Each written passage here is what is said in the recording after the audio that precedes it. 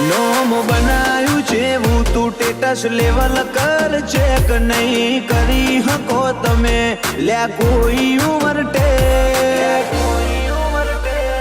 અમે આયા છીએ હવે માર્કેટ કરશું હેક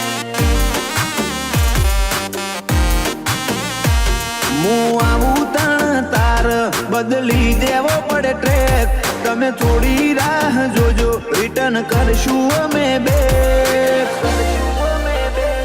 અમે આયા છીએ હવે માર્કેટ કરશું હેક